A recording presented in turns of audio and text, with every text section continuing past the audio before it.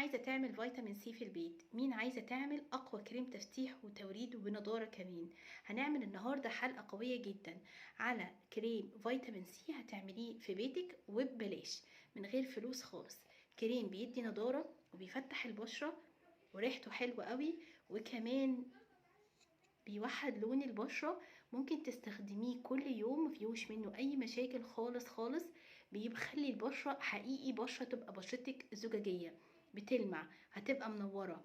من اقوى الكريمات اللي ممكن تكوني هتجيبيها من بره بفلوس كتير هنعملها النهاردة. مكونات رخيصة وبسيطة وسهلة جدا وفي البيت، بيخلي البشرة بتلمع وجميلة، وهتستخدميه كل يوم. وحتى ممكن تحطيه تحت عينيكي. بصوا كريم روعة. تعالوا اقول لكم يلا هنعمل الكريم ده ازاي. يلا بينا.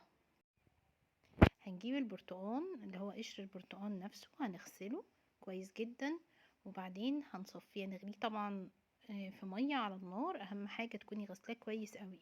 هتغليه، انا فضلت بغلي فيه لغايه ربع ساعه او 10 دقايق، مع انك انت تكوني مغطياه. دي مهمه جدا عشان كل الزيوت اللي في القشر ما تطرش، ودي اللي انا محتاجاها عشان تنقي البشره اكتر. هتصفيها زي ما انتي شفتي كده وانا بعمل، وبعدين هتضيفي معلقتين من النشا. النشا من الحاجات اللي بتحفز انتاج الكولاجين في البشرة، بتقفل المسام، بتفتح وبتدي نضارة ملحوظة من اول استخدام. هنضيف معلقتين ونطلع بيهم على نار هادية. اهم حاجة وانتي واقفة تقلبي اللي هو البرتقان مع مغلي قشر البرتقان مع النشا، ما تقوميش من قدام النار خالص، ما تمشيش من قدام النار خالص. مهم جدا عشان ما يلزقش معاكي ويتحرق.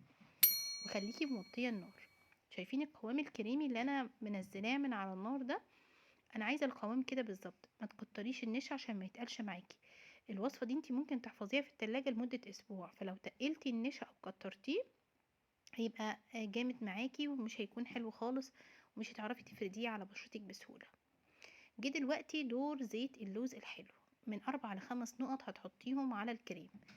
ما تعمليش زي ما انا بعمل. انا دلوقتي بحط والكريم سخن، سيبيه يبرد خالص، بس انا عشان وقت التصوير فمرضتش اخر عليكم. انا يعني المفروض تسيبيه يبرد خالص وبعدين تضيفي اي اضافات انتي هتضيفيها. طبعا زيت اللوز من الحاجات اللي بتفتح البشرة، ومليان زنك، من الحاجات المفيدة قوي للبشرة، بيخفي العيوب وبيدي نضارة وبيرطب. يعني من الزيوت المهمة جدا، عشان كده احنا ضفنا زيت اللوز، سواء بقى البشرة دهنية او بشرة جافة او بشرة عادية. هتضيفي ايه بعد كده بقى؟ هتضيفي معلقة من عسل النحل. العسل طبعا غني عن التعريف، مرطب وبيغذي وبيدي نضارة، وبينعم البشرة وبيفتح وبيجدد خلايا وبيحمي البشرة من البكتيريا اللي بتساعد على تكوين الحبوب. قلبي بقى المكونات كلها، بس اهم حاجة لما الكريم يبرد، ما تعمليش زي كده الكريم سخن كده بيطلع دخان، شايفين؟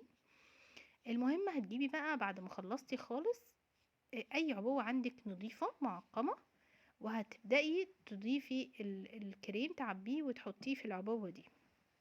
ليه؟ احنا هنحفظه في التلاجة، يعني طبعا هتعملي كمية هتكفيكي اسبوع. تمام؟ طيب، مهم قوي قوي ان انا استخدمه بشكل صح. اولا ده كريم فيتامين سي، من اعظم الكريمات اللي ممكن تجيبيها لبشرتك، وديكي عملتيه في البيت بمكونات انت بترميها في الزبالة، يعني سوري في الكلمة، رخيص جدا.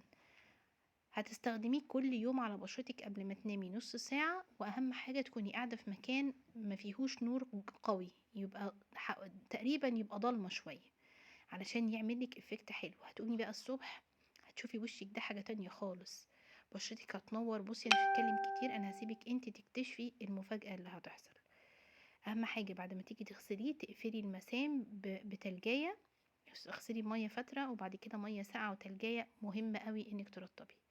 لو عجبك بقى الفيديو ما تنسيش الشير والسبسكرايب، وشيري على قد ما تقدري عشان الفائدة تعم. صلوا على الحبيب في الكومنتات، ولو اي سؤال اكتبولي برضو. واشوفكم في فيديو جديد ووصفة جديدة. اتمنى تكون الوصفة عجبتكم، وباي باي.